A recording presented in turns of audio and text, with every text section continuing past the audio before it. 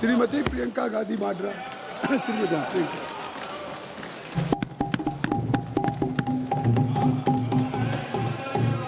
धन्यवाद अध्यक्ष महोदय जी, आपने मुझे इस विषय पर बोलने का मौका दिया। कुछ दिनों पहले हम राम मनोहर लोहिया अस्पताल गए थे। पुलिस लाठीचार्ज में घायल दिल्ली की उस छात्र की स्थिति जानने के लिए जो आईसीयू में अपनी जिंदगी की सबसे बड़ी लड़ाई लड़ रही है। हमसे कुछ ही समय पहले आदरणीय स्वास्थ्य मंत्री जी श्री जेपी नड्डा वहां गए थे और उनसे कुछ समय पहले अन्य नेता भी गए। जब तक हम वहां पहुंचे, उस लड़की की मां नेताओं के आने जाने से गुस्से में थी। सुन लीजिए, सुनिए, किसी की पीड़ा का मजाक नहीं उड़ाते। कोई भी हो, किसी की पीड़ा का मजाक नहीं उड़ाते। आप संसद में बैठे हैं, निशिकांत जी आप बना रहे हो। जब तक हम वहां पहुंचे, उस लड़की की मां नेताओं के आने जाने से गुस्से में थी। किस लिए आए हो? उसने आईसीयू के दरवाजे के बाहर खड़े होकर हमें पूछा। हमारे सामने कांपते हुए हाथ जोड़े कहने लगी कि धन्यवाद आप आए हैं, ठीक है, मगर मुझे किसी से नहीं मिलना, मुझे किसी से बात नहीं करनी। महोदय, उस मां की पीड़ा से उसका पूरा शरीर कांप रहा था, लेकिन उसने दृढ़ आवाज में कहा, सुबह से बड़े बड़े लोग यहां आ रहे हैं, एक के बाद एक वीडियो बना रहे हैं। वह भी आए जिन्होंने मेरी बेटी का ये हाल किया है। किस लिए? उसने हमसे पूछा। किस लिए? मेरी बेटी की बलि तो चढ़ गई है, लेकिन उसे कुछ भी हो जाए तो मैं उसके लिए अपने आप लड़ूंगी। मुझे किसी की मदद नहीं चाहिए, मैं अकेले लड़ लूंगी। महोदय, शायद मुझे यहाँ खड़े होकर सबके सामने ये बात नहीं कहनी चाहिए, मगर उस माँ की गुहार ने मुझे शर्मिंदा किया। उसके दिल के टूटने की वो आवाज़ जो अस्पताल की दीवारों से में गूंज रही थी, मेरे मन में अभी भी गूंज रही है। इसलिए उस माँ की इजाज़त लिए बिना मैं आपके द्वारा आदरणीय प्रधानमंत्री महोदय जी और आदरणीय गृह मंत्री महोदय जी से पूछना चाहती हूँ कि क्या ज़रूरत थी एक मासूम बच्ची पर इस तरह दमन करने की? क्या ज़रूरत थी उन छात्रों पर आंसू गैस चलवाने की, उन पर लाठियां बरसाने की, उन पर वाटर कैनन्स चलवाने की? क्या ज़रूरत थी उन नौजवान लड़कियों को जलील करते हुए उनके कपड़े फाड़ने की, उनको बेरहमी से गंदी तरह पिटवाने की? देश के युवाओं पर पैलेट गन्स और AK-47 चलवाने की क्या आवश्यकता थी? क्या वे आतंकवादी थे? क्या आतंकवादी हैं? टेररिस्ट हैं? हाँ, कांग्रेस बोल रही है। हाँ, कांग्रेस बोल रही है। जवाब दीजिए, जवाब दीजिए। कांग्रेस बोल रही है, जवाब मांग रही है, जवाब दीजिए।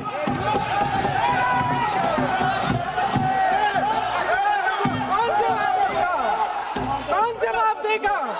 गृह मंत्री जी जवाब देंगे। किसने ऑर्डर दिया?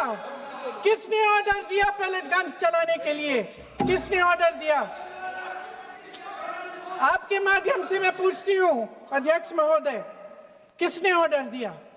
प्रधानमंत्री जी ने दिया? गृह मंत्री जी ने दिया? जवाब देंगे?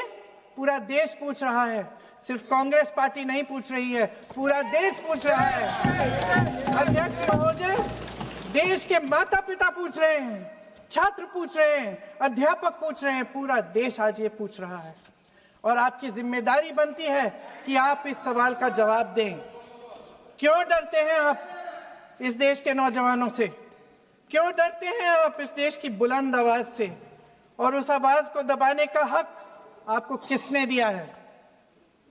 महोदय, ये सदन, यहाँ बैठे हुए सांसदों की जागीर नहीं है, ये इस देश की अमानत है। यहाँ बैठे हम सब इस देश की जनता, इस देश के युवाओं, बुजुर्गों, गरीबों, अमीरों और सब धर्मों, सब वर्गों के देशवासियों के सेवक हैं। हम उनके प्रतिनिधि हैं और ये सत्ता हमें उन्होंने ही दी है। इस देश का संविधान हमारी सर आंखों पे, इस देश का लोकतंत्र सर्वोपरि है, इसे ध्वस्त करना पाप है। यह करोड़ों जनता हमसे सिर्फ एक चीज मांगती है, जवाबदेही। इंग्लिश में इसे अकाउंटेबिलिटी कहते हैं। हमें सत्ता देकर, हमें यहां तक लाकर सिर्फ उसकी ये गुहार है कि जो हम करें उसकी भलाई के लिए करें, और अगर उनके साथ अन्याय हो तो हम उनके प्रति जवाबदेह बने और उन्हें न्याय दिलवाएं। पिछले दिनों हजारों बच्चे सड़क पर उतरे, उन्होंने अपनी पीड़ा व्यक्त की। गांधी जी के दिखाए हुए रास्ते पर अहिंसा और सत्य को अपने दिलों में रखते हुए, गाते, मुस्कुराते हुए शांतिपूर्वक प्रदर्शन किया। लोकतंत्र के सबसे पवित्र सिद्धांत के तहत उन्होंने अपनी आवाज उठाने का अधिकार कायम किया। ये उस भारत के बच्चे हैं जो गांव में रहते हैं, जो महानगरों में रहते हैं, जो छोटे कस्बों में, छोटे शहरों में रहते हैं, जहां माँ अपने गहने बेच देती है, पिता अपनी जमीन गिरवी रख देता है, एक परिवार अपनी पूरी जिंदगी की कमाई बच्चे के सपने पर खर्च देता है। और अब उन्हीं बच्चों को लगने लगा है कि आज इस देश में मेहनत से ज्यादा बेईमानी मायने रखती है, मेरिट से ज्यादा पैसा मायने रखता है। तब सिर्फ एक छात्र नहीं हारता, उम्मीद हारती है। इन परेशान बच्चों ने अपनी उम्मीदें आपसे साझा की। उनकी मांगे क्या थी? कि पेपर लीक करके उनके साथ जो बार बार अन्याय किया जा रहा है उस पर कार्रवाई की जाए, कि जो सिस्टम उनके भविष्य को कुचल रहा है उसे सुधारा जाए, कि जो माफिया उन्हें घेरे हुए है उसे हटाया जाए, कि जिस मंत्री के कार्यकाल में यह सब हुआ वह इस्तीफा दे, कि उन पर बर्बरता करने वालों पर कार्रवाई की जाए और उसके लिए माफी मांगी जाए। बस यही उनकी मांग थी ना, कि जो शिक्षा और स्वतंत्र अभिव्यक्ति का अधिकार उन्हें संविधान ने दिया है उसे कायम रखा जाए। महोदय, हमारे एजुकेशन सिस्टम में कुछ समय से बहुत खामियां भर चुकी हैं। बच्चों पे जो प्रेशर डाला जाता है उसकी वजह से सैकड़ों बच्चों ने आत्महत्या कर डाली है। उससे भी ज्यादा बच्चे डिप्रेशन में डूब रहे हैं।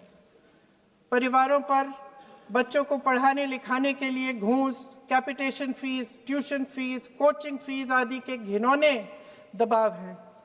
लोन लेने पड़ते हैं, सामान बेचना पड़ता है और उसके बावजूद कोई गारंटी नहीं कि उनके बच्चों के भविष्य मजबूत बन पाएंगे, क्योंकि बेरोजगारी चरम पे है।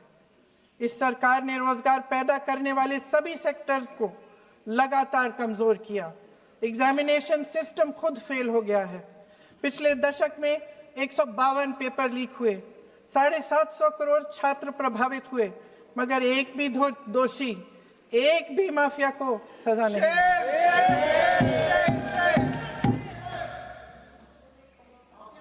हमारे एजुकेशन में आरएसएस के प्रचारकों को भर भर कर उसे खोखला बना दिया है। जबरदस्ती एनटीए बनवाकर सिस्टम का केंद्रीकरण करके उसे और भी उलझा दिया।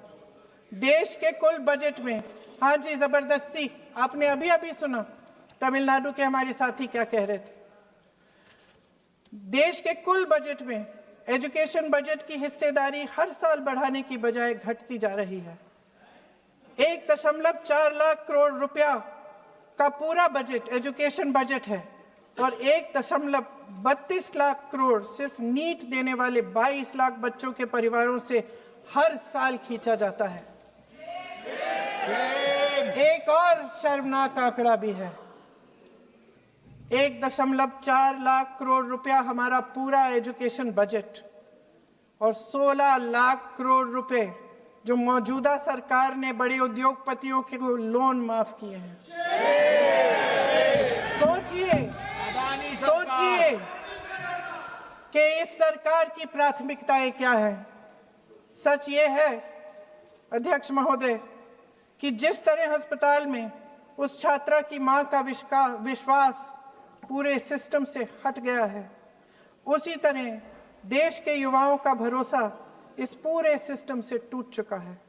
और जब इस तरह देश के भविष्य हमारे युवा निराश होकर सरकार और सिस्टम से अपना भरोसा हटा देते हैं, तो उस भरोसे को फिर से बनाने के लिए सिस्टम के अंदर से जवाब नहीं ढूंढा जा सकता, उसके दायरे से बाहर निकलना पड़ता है, नए सिरे से ठोस प्रयास करने पड़ते हैं।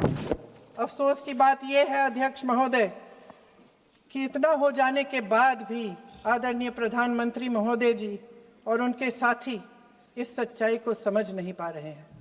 वे अभी भी ये सोच रहे हैं कि पीआर, नैरेटिव चेंज और पालतू मीडिया के सहारे एक बार फिर उनकी नैया पार हो जाएगी। परसों शिक्षा मंत्री जी ने शर्मनाक परिस्थितियों में अपना इस्तीफा दिया और कल यहीं मकर द्वार पर मेरे सत्ता पक्ष के सांसदों ने जिंदाबाद के नारे चिल्लाते हुए उनका संसद में ऐसे स्वागत किया जैसे मानो कोई सुपरस्टार पहुंच गए हैं। विडंबना देखिए महोदय, जब भूतपूर्व शिक्षा मंत्री को मुकुट पहनाया जा रहा था, स्वागत हो रहा था उनका, तब महाराष्ट्र में एक परिवार पेपर लीक पीड़ित अपनी बेटी की आत्महत्या का शोक मना रहा था। आपकी सरकार ने देश के करोड़ों छात्रों को क्या संदेश दिया?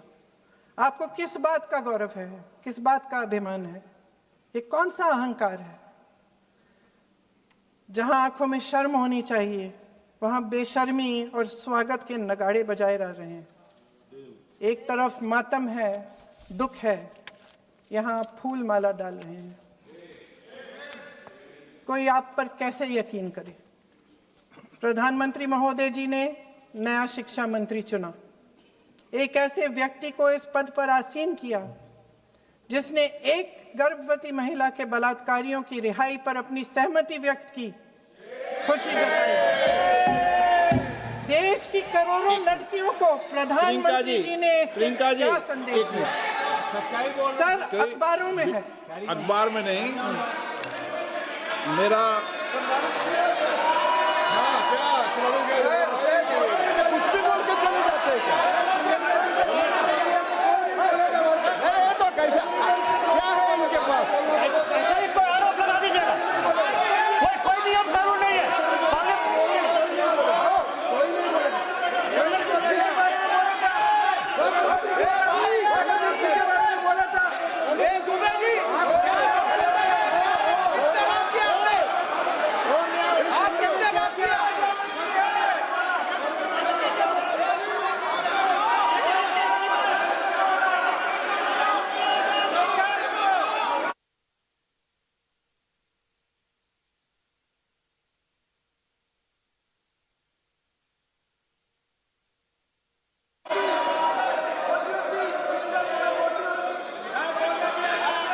अध्यक्ष महोदय जी, जो श्रीमती प्रियंका वाड्रा गांधी जी बोल रही थी, तो बीच में उनके वहाँ से भी टोका टोकी पहले भी हुए, हमारे यहाँ से भी हुए थे।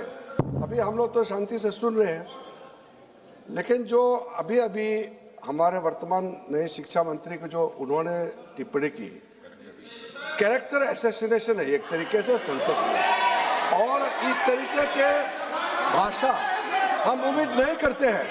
मैं इसमें प्रहलाद जोशी जी ने भी खुद कहा है, एक तो उन्होंने प्रियंका जी ने जो गलत बात कही है रिकॉर्ड पे, उसको रिकॉर्ड से हटा दिया जाए। दूसरा इस तरह का भाषा का इस्तेमाल ना करें।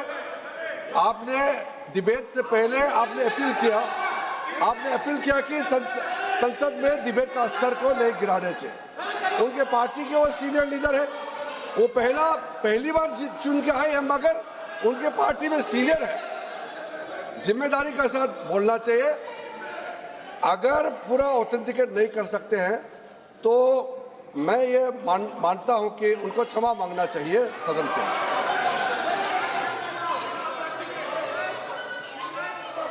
मेरा मत ये है सदन के अंदर, ये सदन सर्वोच्च लोकतांत्रिक संस्था का सदन है, इसका एक एक शब्द हमेशा रिकॉर्ड में रहता है। मैं माननीय सदस्य से आग्रह करूंगा कि बिना तथ्यों के हमें इस तरीके के सदन के पटल पर बात नहीं करनी चाहिए।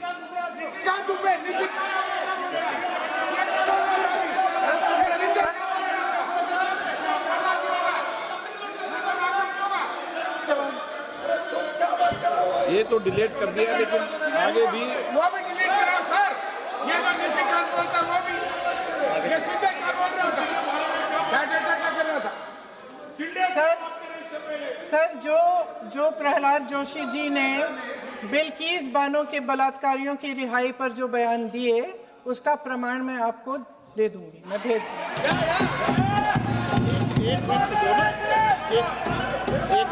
मैं ऑथेंटिकेट कर लूंगा। स्पीकर का डायरेक्शन 115, उनको पहले ऑथेंटिकेट करने का है सर। ऑथेंटिकेट करेंगे उसके बाद वो आगे बढ़ेंगे, ऐसा नहीं होगा। पहले ऑथेंटिकेट करने दो सर। उनको ऑथेंटिकेट करने के लिए कहिए, ऑथेंटिकेट करने कहिए उनको।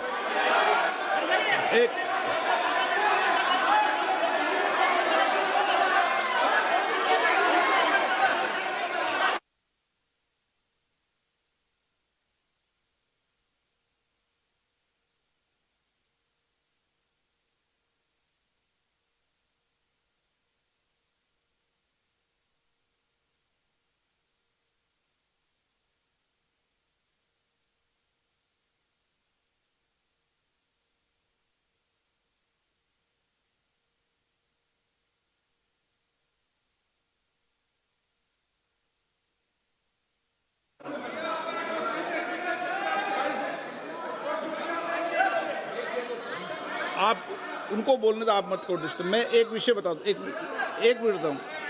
नियम 353 के अंदर फिर मैं एक बार स्पष्ट कर दूं, किसी भी सदस्य द्वारा किसी भी व्यक्ति के विरुद्ध मानहानि या अभियोगात्मक प्रकृति का कोई आरोप नहीं लगाया जाएगा जब तक कि सदस्य ने अध्यक्ष और संबंधित मंत्री को पर्याप्त अग्रिम सूचना नहीं दे दी हो।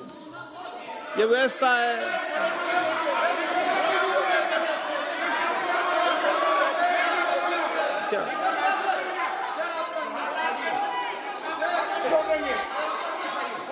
House, ma'am, the same house, Honorable Shrikant Dubey told, still that is in the record about Indira Gandhi ji. Still that is in the record. Still that is in the record. Sir, you are not removed, sir. बोलो, आप भी बोल लो। Sir, केसी वेणुगोपाल जी ने जो नाम लिया है और मैं नेहरू जी के बारे में जो बात कहा है मैंने सर, मैं उस पर कायम हूं और मैं किताब जो है ऑथेंटिकेट करने के लिए तैयार हूं। अय्याज थे नेहरू, अय्याज थे। मैं फिर दोबारा रिपीट कर रहा हूं, आई एम अगेन रिपीटिंग। यही फैक्ट है और वो किताब में ऑथेंटिकेट करके दे रहा हूं। I am authenticating that book.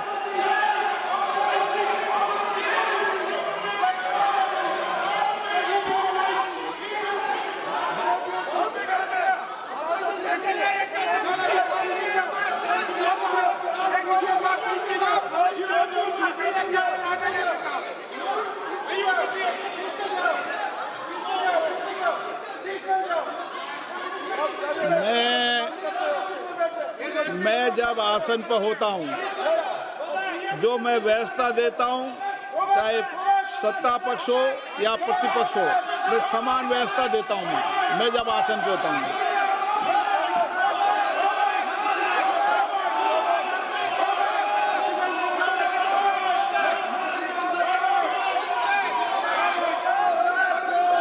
Please बोलने दो, आप उनको बोलने दें, उनको बोलने दें। नो, अरे आप उनको नहीं बोलने देना चाहते? चलिए 114 प्लीज चाहिए। सर प्रियंका जी को ऑथेंटिकेट करना चाहिए और जो मिस इन्फॉर्मेशन कर रहे हैं नहीं तो मिस इन्फॉर्मेशन के लिए कार्रवाई करना चाहिए सर। ये क्या कुछ भी बोल के चल सकते हैं क्या? और procedure for the minister the correcting the mistake 114 में अगर वो आपने जो रूल का जिक्र किया 353 में, मुझे कोई नोटिस नहीं दिया है, मैं इधर प्रेजेंट हूँ और मैंने ऐसे कैसे बिना ऑथेंटिकेशन बोल सकते हैं मुझे बिना नोटिस दिए हुए? इसलिए मैं इसको खंडन करता हूँ और उसको एक्सपेल करना चाहिए और उनको माफी मांगना चाहिए।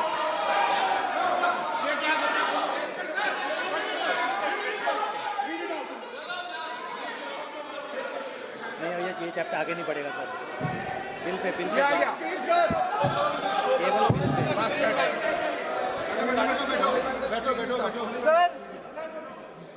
Sir here is a newspaper माननीय आर्टिकल। सदस्य, सर अरे आपने पूरा बुक ही ले गया है, आपने बुक ही ले गया सकता है। Sir written by a respected माननीय journalist. सदस्य, I will authenticate using this, sir. आप माननीय सदस्य प्लीज इसको छोड़ दें।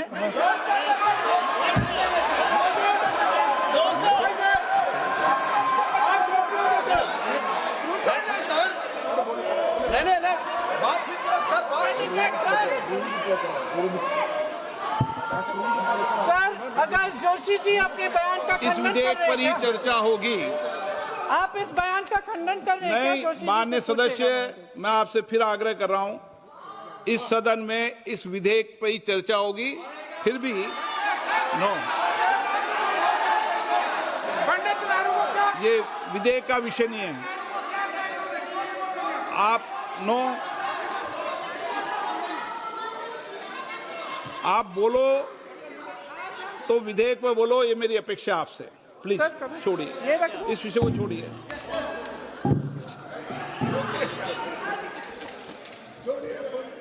आज हम सदन पटल पर एक ऐसे विधेयक में संशोधन पर डिबेट कर रहे हैं जो 2024 में पारित हो चुका था और इसमें मुख्य संशोधन यही है कि पेपर लीक के अन्य अपराधों के लिए सजा बढ़ाई जाएगी। मगर जब से ये विधेयक पारित हुआ तब से अब तक इस सरकार ने एक भी अपराधी को सजा नहीं दी। आपने देखा है कि कल और परसों से फेस रिकॉग्निशन द्वारा प्रदर्शन करने वाले बच्चों के नाम और पते सार्वजनिक किए जा रहे हैं, मगर यही काम पेपर लीक करने वाले अपराधियों के लिए अभी तक नहीं किया गया। ना इस विधेयक में पेपर लीक रोकने के कोई ठोस कदम है। इससे देश के युवाओं का भरोसा कैसे बनेगा? अध्यक्ष महोदय, आदरणीय प्रधानमंत्री महोदय जी को आपके माध्यम से मैं कहना चाहती हूं कि शायद उन्हें अपने सलाहकार बदलने चाहिए। वे असलियत से एकदम टूट चुके हैं। नई कमेटियां बनाने से काम नहीं चलेगा। उनका अध्यक्ष चाहे कोई भी हो। राधा कृष्ण कमेटी भी व्यवस्था में सुधार लाने के लिए बनी थी। आज तक उसकी एक सिफारिश लागू नहीं हुई है और इस नई कमेटी में तो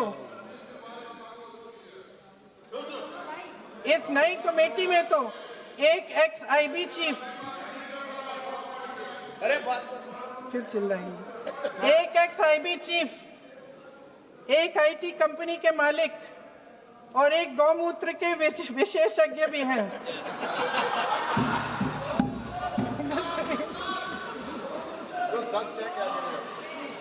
इन्हें शिक्षा के बारे में क्या पता जी? सर सच है। आप आज मेरे से नाराज हो रहे हैं। एक बार मुस्कुरा लीजिए। तो आपने भी चुनाव लड़ा।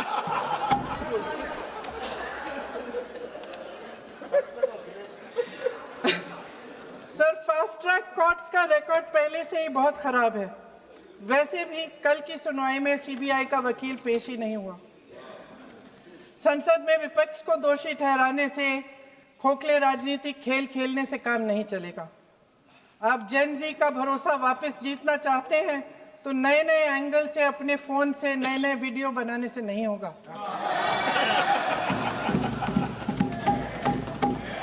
प्रधानमंत्री जी को कैमरे का एंगल नहीं, दिल का एंगल बदलना पड़ेगा।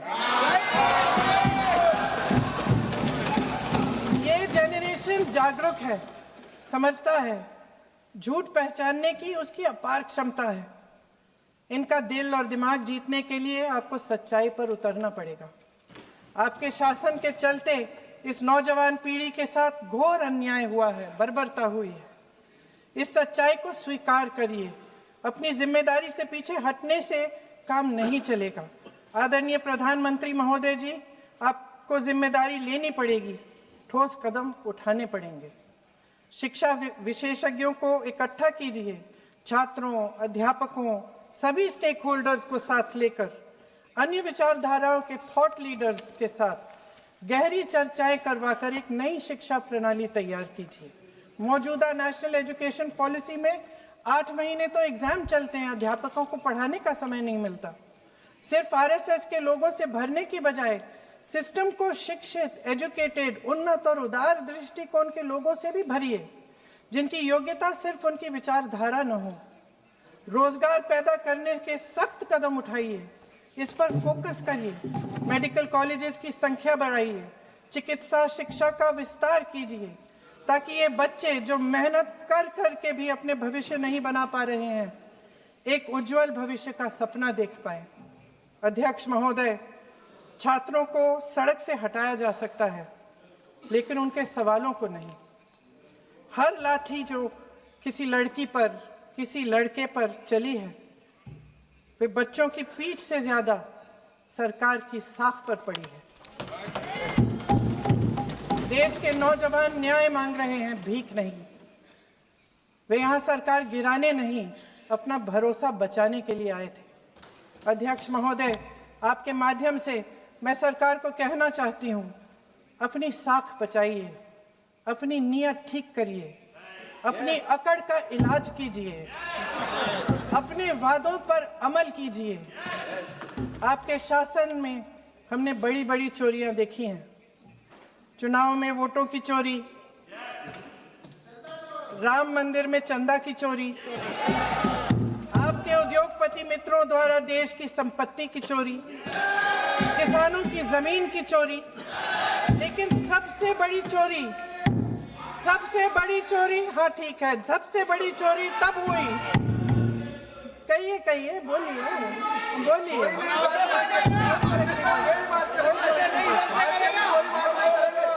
सुन लीजिए, शांति से सुन लीजिए, शांति से सुन लीजिए।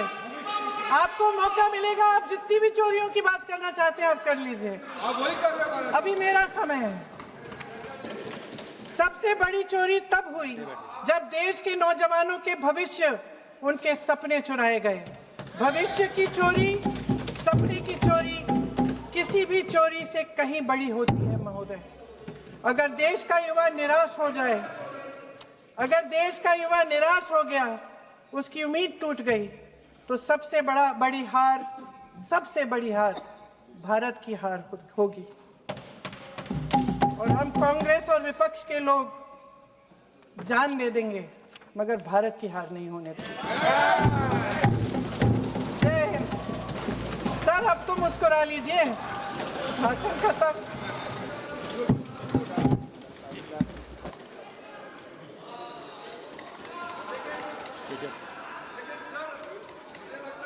जी ने राहुल गांधी जी का स्पीच का चोरी कर लिया है, वो पूरा ड्रामा।